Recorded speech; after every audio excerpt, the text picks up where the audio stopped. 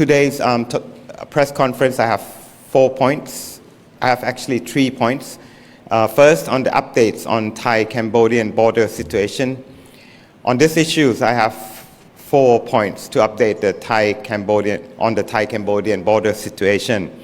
First, the reference to ceasefire on social media. As Prime Minister Anutin has already clarified yesterday, the Malaysian Prime Minister directly informed the Prime Minister that he did not make any remarks about a ceasefire. He merely suggested to cease any provocations. It is therefore clear that there were no discussions on a ceasefire. The narrative that has circulated appears to have been deliberately disseminated and distorted by certain parties for their own benefit.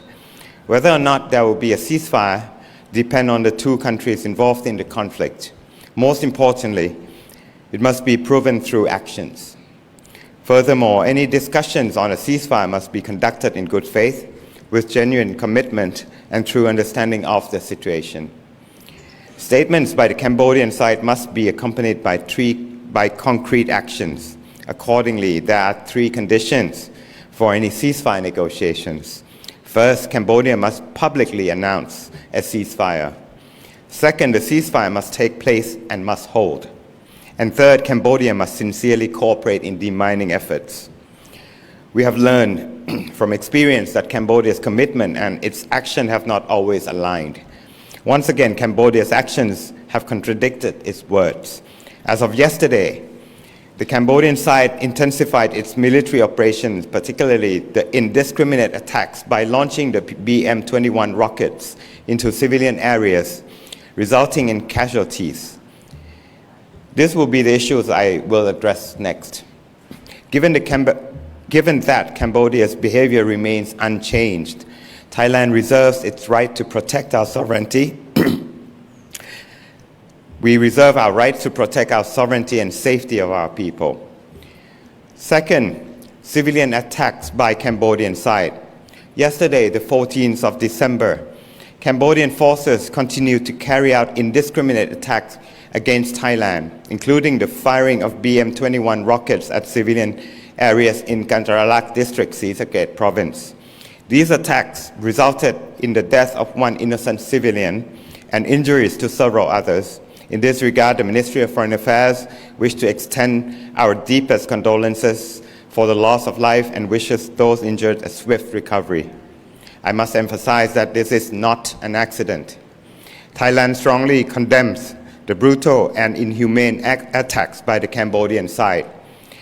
They not only constitute a violation of Thailand's sovereignty and territorial integrity, but also amount to a serious breach of fundamental principles of international humanitarian law, in particular the principle of civilian protection and the principle of distinction between military objectives and civilian objects, which are obligations that bind all states.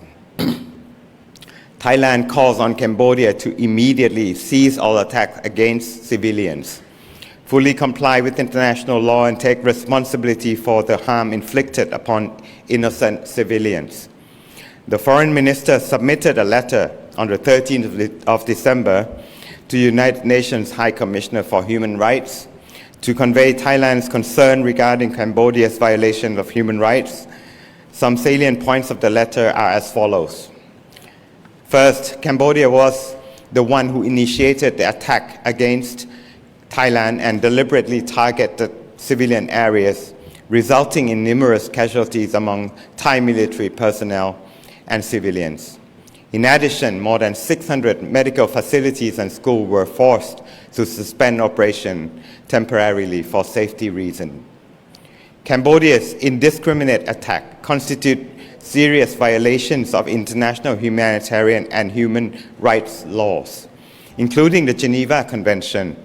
Thailand therefore reserves its inherent right to protect its sovereignty and territorial integrity and to act in self-defense. In accordance with Article 51 of the Charter of the United Nations, our military actions are conducted exclusively against Cambodian military objectives. Thailand requests the Office of the United Nations High Commissioner for Human Rights to call upon Cambodia to provide full clarification and accountability, cease all hostilities and provocations, and halt all actions in violation of international humanitarian and human rights laws. Thailand stands ready to work closely with international organizations such as the OHCHR and the International Committee of the Red Cross to seek a peaceful resolution to the current situation. The Royal Thai government will take all necessary measures to protect the lives, safety, and dignity of the Thai people. We call upon the international community to urge Cambodia to respect international law and to demonstrate accountability for its inhumane actions, as well as to show genuine commitment to de-escalating tensions through concrete actions in good faith, rather than merely through words or written statements. Third, military operations in the areas of historic sites. With regards to Cambodia's unfounded allegations that Thailand's military operations have caused damage to historical sites along the Thai-Cambodian border, Thailand has clear evidence that the Cambodian side has used those historic sites as military bases, both to restore weapons and from which to launch attack against Thai forces. Most recently, yesterday, Cambodian forces continued to reinforce their troops and launch attacks against Thailand using artillery, mortars, and BM-21 rockets into several areas of key historic sites, including Ta Kwai Temple, Kana Temple, Ta Mueang Temple in Surin Province. Cambodia's actions constitute a clear violation of the 1954 Convention for the Protection of Cultural Property in the Event of Armed Conflict, or the Hague Convention, as well as 1972 Convention concerning the protection of World Cultural and Natural Heritage, or the World Heritage Convention. Both conventions oblige state parties, including Thailand and Cambodia, to protect and refrain from using historic sites or cultural property for military purposes. Thailand has been left with no choice, and therefore has imperative necessity to undertake military operations in self-defense and to prevent Cambodia's use of the said historic sites for military purposes.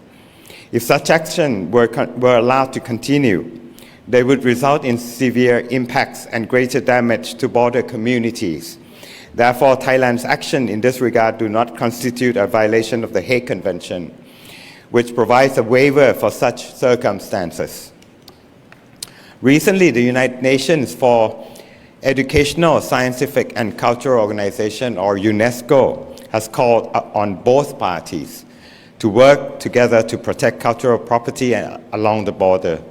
Unfortunately, the Cambodian side took this opportunity to deliberately distort information once again in an attempt to mislead international community into focusing solely on Thailand. This demonstrates Cambodia's lack of sincerity. In this regard, Thailand calls upon Cambodia to cease the use of historic sites and cultural heritage for military purposes and to put an end to the repeated distortion of information.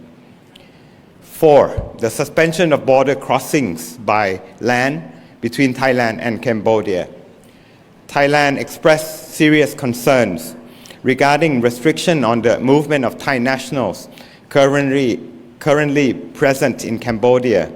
While Thailand has facilitated the departure of Cambodian nationals by land, the Cambodian side has refused to open the border to allow Thai nationals to return to Thailand. Thailand recalls that under international law, including International Covenant on Civil and Political Rights, or the ICCPR, and the Fourth Geneva Convention, civilians are entitled to protection at all times and the rights to leave the country. Civilians are regarded as non-combatants and must not be treated as parties to the conflict. This measure by Cambodia may constitute a serious violation of aforementioned international law. The Foreign Minister is submitting a letter to United Nations High Commissioner for Human Rights to lodge a formal protest against Cambodia. Most recently, yesterday, Somdet Hun Sen and Cambodian authorities further clarified that Cambodia has not only suspended border crossing by land given the safety risk from the ongoing clashes, while border crossings by air remains permitted. Thailand views that this clarification represents just an attempt to downplay the damage to Cambodia's image resulting from the announcement of such measure. Cambodia's repeated clarification on this matter underscores its lack of clarity in public communication and the absence of careful deliberation in policy making. This has not only affected Thai citizens, but also caused widespread misunderstanding and alarm among foreign communities residing in Cambodia. It should be underscored that the Thai military personnel act with professionalism and strictly adheres to the rules of engagement and have never had any intention to target civilians. Therefore, it is no cause of concern regarding the protection of civilians for movement by land, unless Cambodia itself intends to carry out indiscriminate attack against Thai civilians during this land travel, as it has done in the past. Thai government stands ready to provide assistance to Thai nationals in Cambodia. They are encouraged to register with the Royal Thai Embassy in Phnom Penh and the Royal Thai Consulate General in Siem Reap to verify their identity or express their intention to return to Thailand. The Ministry of Foreign Affairs, through our embassy and our Consulate General, is prepared to process all necessary documentation in order to ensure their swift and safe return to Thailand. Fifth, Cambodia's dissemination of false and distorted information. The Cambodian side has relentlessly been disseminating fake news and false information in a systematic manner. I would like to present here two latest examples of such false information as follows. First, the Ministry of Interior of Cambodia released a video footage of Thai soldiers spraying mosquitoes repellent. I repeat, mosquitoes repellent, and falsely claimed that this was using toxic gas against that resulted in civilian deaths and injuries of Cambodian people, as shown on screen. Second, the state-controlled media outlet in Cambodia released false information alleging that hospitals in Surin province could not accommodate thousands of deceased and injured Thai soldiers, also attaching easily recognizable AI-generated image to support this fabricated narrative. Such actions by Cambodian side may be interpreted in two ways only. First, Cambodian government agency operate in an unprofessional manner, failing to verify facts that the general public can easily distinguish with common sense. Secondly, the Cambodian side has deliberately attempted to mislead the public with information that lacks not only credibility, but also supporting evidence. This clearly demonstrates their disregard for and contempt towards the judgment of the Cambodian people itself. The second topic of the press conference today regarding Minister of Foreign Affairs met with the Minister of Foreign Affairs of Vietnam. Yesterday, December 14th, Minister Sihasak met with Mr. Lê Hoài Trung, Minister of Foreign Affairs of Vietnam, during his official visit to Thailand. Both sides discussed Thai-Vietnamese relations, which will mark their 50th anniversary next year. As the two countries recently announced the elevation of their relations to a comprehensive strategic partnership, both ministers exchanged ways for the implementation of a 3-year action plan to further strengthen relations in all dimensions, including the visit to Thailand by the General Secretary of the Communist Party of Vietnam next year. The two sides also exchanged views on regional and development and the Thailand-Cambodia situation. Foreign Minister Sihasak conveyed Thailand's stance, underscoring its commitment for peace while noting the need to manage the current situation.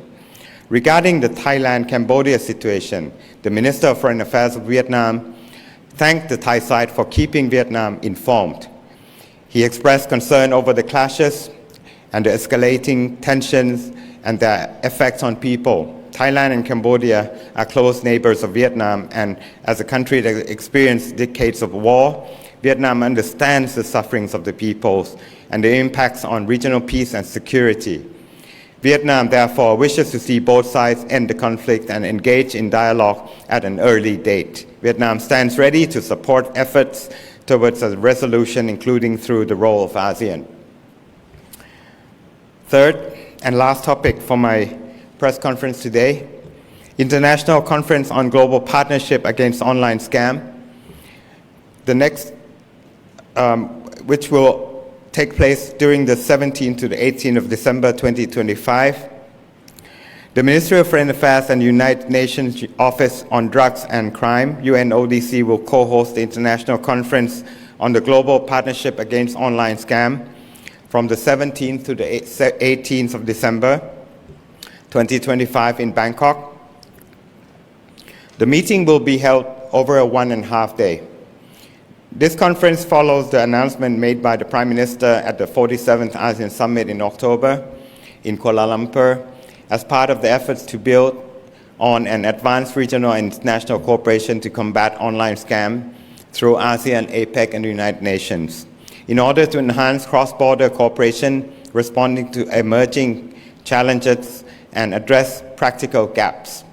The Prime Minister will deliver opening remarks at the conference, while the United Nations Secretary General and the UN High Commissioner for Human Rights will also deliver opening messages via video clips, along with the regional representative of UNODC for Southeast Asia and the Pacific.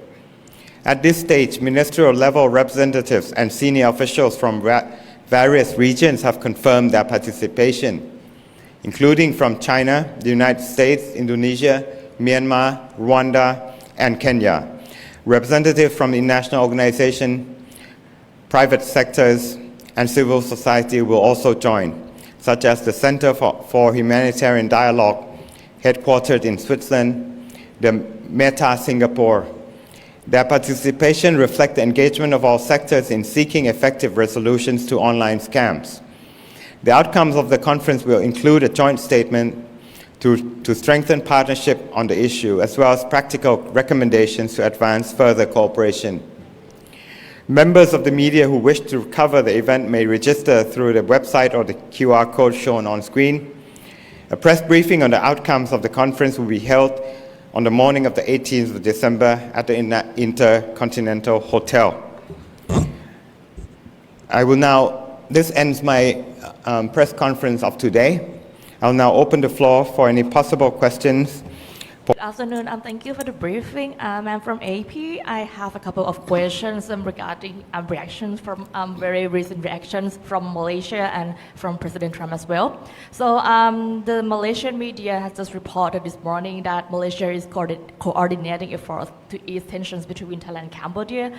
Would you have any updates on that, on what the Malaysian Prime Minister may have any updates or address any additional effort in regarding to ease the tensions between the two countries? And secondly, very interestingly, the Wall Street Journal report as well that President Trump said that he threatened to impose the tariff sanctions against Thailand and Cambodia if the two countries cannot agree to the ceasefire, which this remark from the US President somehow contradicts to what Thailand said on Friday. So yes, two questions about Malaysia and the US, if you please answer about that. Thank you.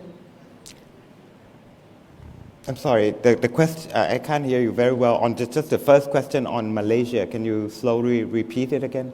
I'm sorry. Okay, so the first question is about the recent report from Malaysian media. It just came up this morning.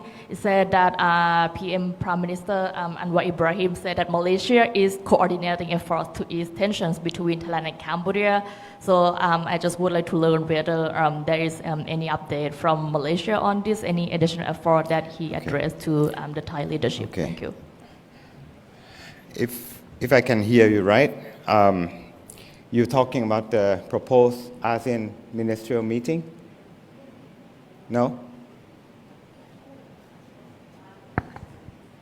คือเมื่อเช้าเนี่ยค่ะคือทางนายกของมาเลเซียนะคะคือก็คือแจ้งแค่ว่าทางมาเลกำลังมีความพยายามที่จะผ่อนปรนความขัดแย้งระหว่าง2ประเทศนี้อยู่ก็เลยอยากทราบว่าในช่วงสุดสัปดาห์ที่ผ่านมานะคะจนถึงตอนนี้ทางมาเลเซียบอกว่ามีการหารือหรือว่ามีการสื่อสารกับทางไทยแบบมากขึ้นหรือเปล่ามีอัปเดตหรือเปล่าเดี๋ยวรบกวนขอเป็นภาษาอังกฤษได้ไหมคะคำตอบ Okay, as for what I have already clarified actually during the weekends that Malaysia has proposed that both sides cease all acts of provocations. I repeat, all acts of provocations. It was a proposal, and Prime Minister Anwar Ibrahim reiterated his message in written to the Prime Minister of Thailand, Prime Minister Anutin. It was posted on social media by the Prime Minister of Thailand yesterday, and that was it. That was all that was proposed by Prime Minister Anwar Ibrahim. It was out of good intention, and Thailand appreciates that. And the proposal by the Malaysian side was limited to suggestions. It was then manipulated by other sides, by the Cambodians specifically, and who said that they were ready to comply and so on. And as I said earlier in my remarks today, is that what they're saying and their actions does not align. And this once again proved to be true. So to answer your question, that's all that Prime Minister Anwar has proposed. Secondly, on the tariff that President Trump, it was reported in the news, right? That White House that the U.S. president had an interview with the Wall Street Journal indicating that the U.S. would use tariff measures. I must confirm that there's no such thing that has been conveyed from the United States to Thailand. I have read that it was an interview with the Wall Street Journal, and at this point, the Thai government has not received any indications beyond what was discussed during the phone conversation on Friday night, the 12th of December. The discussion between President Trump and Prime Minister Anutin ends there on the night of the 12th of December. And during the said conversation, both sides agreed to resume discussions on trade. And the trade issues discussion will go on. This morning, there was a report from Malaysia that the ASEAN Foreign Minister meeting that was supposed to take place tomorrow has been postponed to the 22nd at Thailand's request. What would be Thailand's expectations or conditions going into this ASEAN meeting next week? Thank you. What's our expectation? First, I must say that Malaysian side has proposed the dates of the 16th, and the Thai side is willing to participate. We stand ready to participate in discussions to address the issues based on facts that Thailand's position, with a view to finding way forward. We, however, stress that it is important and it's imperative for Thailand that this meeting be held physically, not online. It was necessary to find convenient date for all ASEAN foreign ministers, and I understand that tomorrow, the 16th, the dates didn't work out for all the foreign ministers. So the Malaysian side re-proposed the 22nd which I think this new date works out for all foreign ministers or the majority of them. It must be said that Thailand wanted this meeting to happen tomorrow initially because we wanted fast. What do we expect? At the least, we expect to convey the truth and explain our position to the ASEAN members. I think it is timely, and Thailand is transparent, and we have really nothing to hide.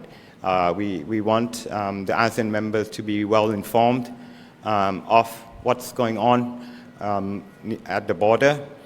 So we're ready, and that's why we actually have proposed that the meeting be held physically and tomorrow.